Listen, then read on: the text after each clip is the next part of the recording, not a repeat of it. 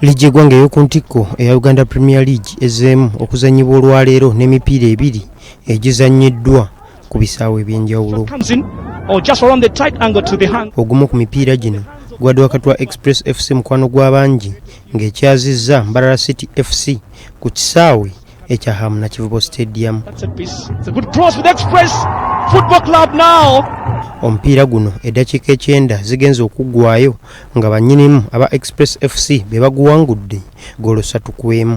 Obuwanguzi buno bututte Express FC ku bubonero 16 okuva mu mipiira 10 ng'ate Mbarara City FC esigadde n'obubonero 12 okuva mu mipiira gye gimu.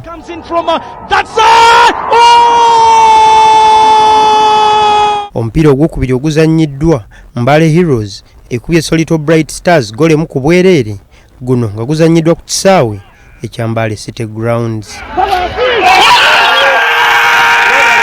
Uganda Premier League egenda kuddamu okuzannyibwa enkya n'emipiira ebiri okuli ogwa NEC FC ng'ekyazizza Sports Club of Villa eyawangula liigi eno sizoni ewedde. Tomorrow's game, it's not about them definitely, it's about us, about our approach, it's about the attitude we put in, the positive mentality we are going with to get maximum points. Omupiira guno gugenda kuzannyibwa ku kisaawe ekya Philip Omondi Stadium era Hussein Mbalangu omutendesi wa NEC FC agamba tegugenda kubabeerera mwangu wabula abazannyi be abawadde obukodyo obumala okuguvaamu n'obubonero 3. No kati twetegeka era abavubuka tuli mu kwetegeka tulabe nga likodi yaffe wano awaka kubanga tusamba waka ne Villa eberenga tugikuuma ate manya ne ttiimu gye tusamba y'amaanyi. Omupiira ogwokubiri gugenda kubeera wakati wa Maroons FC ng'ekyazizza Bull FC ku kisaawe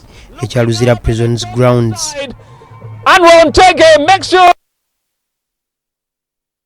Mu byemizannyo ebirala ttiimu z'amawanga 8 ze zigenda